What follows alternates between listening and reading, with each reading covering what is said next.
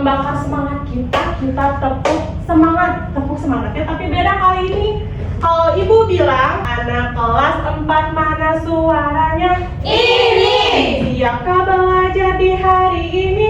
Siap. Lihatlah sekeliling, apakah sudah siap? Mulai duduk yang rapi, kunci mulut, diam. Oke, seperti yang ibu bilang sebelumnya, kita itu akan belajar tentang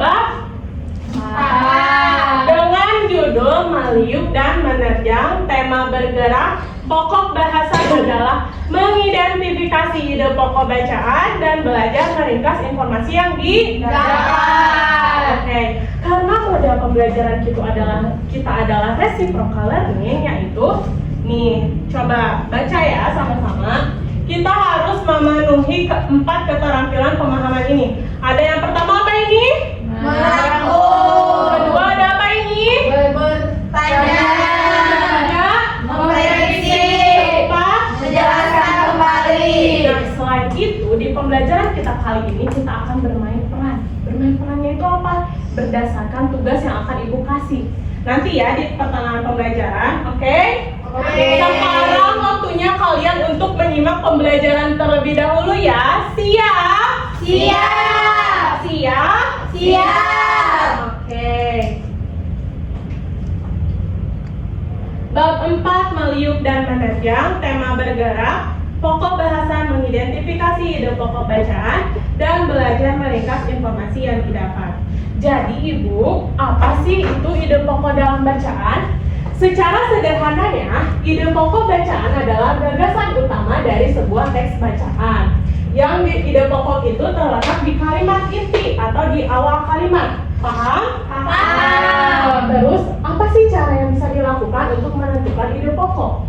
Dengan membaca serta memahami kalimat. Jadi setiap kalimat yang ada di dalam sebuah tulisan itu perlu untuk dipahami keseluruhannya. Ibu kasih contoh ya. Iya, Bu.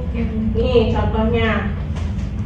Ibu di sini punya teks. Sebuah teks. Satu paragraf. Coba perhatikan semua, dapat terlihat jelas? Terlihat. Di sini ada satu paragraf. Katanya, Susilo Bambang Yudhoyono adalah Presiden Indonesia yang terpilih kedua kalinya secara langsung pada tanggal 8 Juli 2009. Coba di sini katanya ide pokoknya tuh yang mana? Yang pertama. Coba bisa dibaca dari ya? Tolong bacain. Bisa, Ibu. Susilo Bambang Yudhoyono adalah Presiden Indonesia yang terpilih kedua kalinya secara langsung pada tanggal 8 Juli 2009. Good job, kasih tepuk tangan buat Devi. Ya betul ya, jadi ide pokok bacaan itu terletak dalam paragraf awal atau kalimat awal. Bu, berarti kalau ke bawahnya itu apa namanya?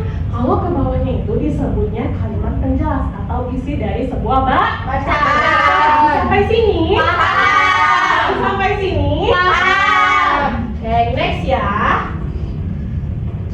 Nah, apa saja sih ciri-ciri dan fungsi dari ide pokok itu? Yang pertama, mengandung inti permasalahan dari sebuah paragraf. Yang kedua, memiliki kalimat pendukung atau kalimat penjelas. Yang ketiga, ide pokok itu dinyatakan secara jelas, tidak berbelit-belit. Yang keempat, hanya ada satu ide pokok dalam sebuah paragraf. Jadi kalau misalnya teksnya seperti ini, berarti ide pokoknya hanya satu, yaitu hanya di atas, terletak di awal Kalimat. Paham. Dan fungsi ide pokok bacaan ini tentunya untuk menjelaskan inti dari suatu paragraf atau bacaan. Manfaat mengetahui ide pokok dari teks ini ketika kamu membaca sebuah paragraf misalnya, kamu akan mengerti inti dari informasi yang ingin disampaikan. Oke. Next ya. Yang kedua ada meringkas. Selain menentukan ide pokok bacaan, kita akan belajar meringkas. Meringkas itu apa sih, Bu? Jadi, arti kata ringkasan sama juga dengan rangkuman. Hasil meringkas itu artinya memendekkan cerita atau mengambil lukisannya saja. Paham? Paham. Perbedaan antara meringkas, merangkum, dan menyimpulkan. Kalau ringkasan itu merupakan rangkuman dari sebuah teks dengan panjang tulisan lebih sedikit dibandingkan teks aslinya. Sementara itu, kesimpulan hanya mencakup gagasan akhir dari sebuah teks yang asli. Nah, di sini Ibu punya teks. Teks bacaan bisa dibaca, ini judulnya apa? Bisa. Hasil teknologi pangan. Betul. Di sini kan terlihat ya, banyak sekali ya. Ya. Teksnya itu cukup panjang. Di sini kita belajar untuk meringkas. Dari sepanjang ini kita bisa ambil kesimpulan atau ambil ringkasannya, yaitu manusia selalu membutuhkan makanan terus-menerus. Jadi, agar makanan selalu tersedia, manusia mulai menggunakan teknologi pangan. Teknologi pangan ini menjadi suatu cara yang penting untuk menghasilkan jenis makanan baru. Jadi diambil intisarinya saja terkait bacaan yang tertera. Paham sampai sini? Paham, Bu. Good job anak Ibu. Terus, rangkuman itu biasanya berisi ide-ide pokok yang mewakili setiap bagian pada bacaan. Maka untuk merangkum bisa juga menggunakan bahasa sendiri untuk mengungkapkan konsep-konsep tersebut agar lebih mudah dimengerti. Manfaat dari membuat ringkasan agar isi bacaan lebih mudah untuk dipahami dan diingat. Waktu untuk memahami bacaan dan mempelajari bacaan juga lebih singkat. Oke. Ternyata sudah. Sampai sini paham? Paham. Apabila ada yang masih belum mengerti, boleh ditanyakan. Nah, ini tadi ya contohnya yang tadi ya. Iya, Bu. Coba kita ulang. Ide pokok tuh katanya yang mana ini? Yang kalimat awal. Kalimat awal. Ini ide pokok ya. Sampai sini cukup, sampai titik itu ide pokok. Sisanya adalah katanya apa ini? Kalimat penjelas. Sisanya adalah kalimat penjelas atau isi teks. Oke, paham sampai sini? Next. Nah, ini yang tadi nih. Bacaannya udah sepanjang ini. Kita harus belajar meringkas mulai dari sekarang. Isi ringkasannya bisa sependek ini. Dari yang tadinya segelintir seperti ini, ketika kita ringkas menjadi sangat pendek. Karena tujuan meringkas itu memendekkan sebuah teks. Paham? Paham. Oke, karena mungkin dirasa sudah paham, sekarang bolehkah Ibu membagi kelompok kalian? Boleh. Ibu instruksikan kalian untuk duduk berkelompok dengan anggota 6 orang. Berarti terbagi 4 anggota kelompok ya? Ya, Bu. Ya, Bu. Coba Ibu minta Devia kelompok 1.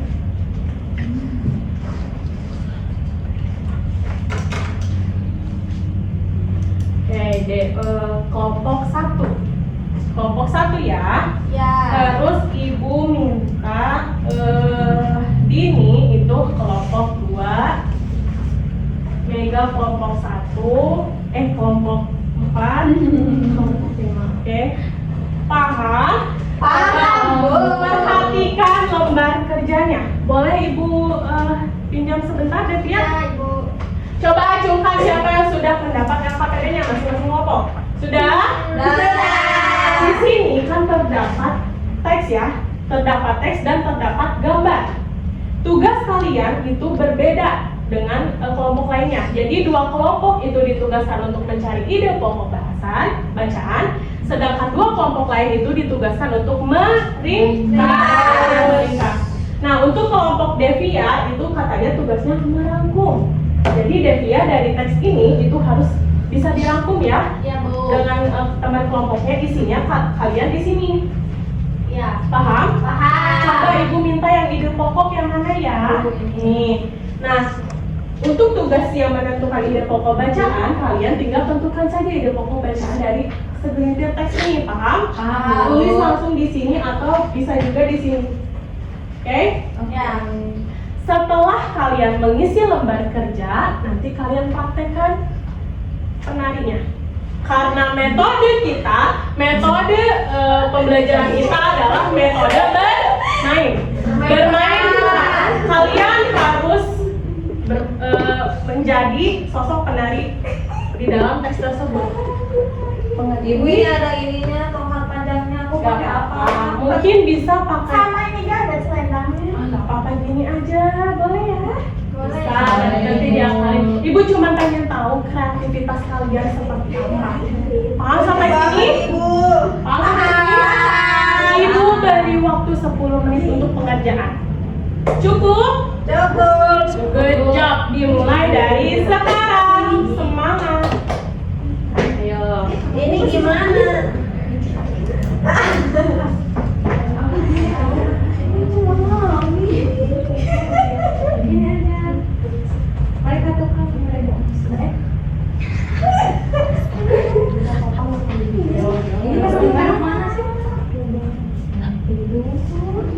Ibu ini gimana? Coba yang mana lawan? Oh kalau ini. Kalau ini mungkin bisa ditemenin sama temennya ya. Ting ting ting ting. Aduh, sudah selesai semua. Ibu minta mungkin perwakilan kelompok 2 orang ke depan. Yo, maju ya. Coba. Coba. Ayo, baris dulu. Nah, siapa kelompok 1 di sini? Oke, coba bacakan dulu hasil dari ini. Tugasnya apa? Meringkas. Hasilnya apa? Indonesia memiliki banyak sekali budaya, khususnya tarian yang menjadi ciri khas suatu daerah. Salah satunya ada tari Seblang dari desa Sari, Banyuwangi, Jawa Timur.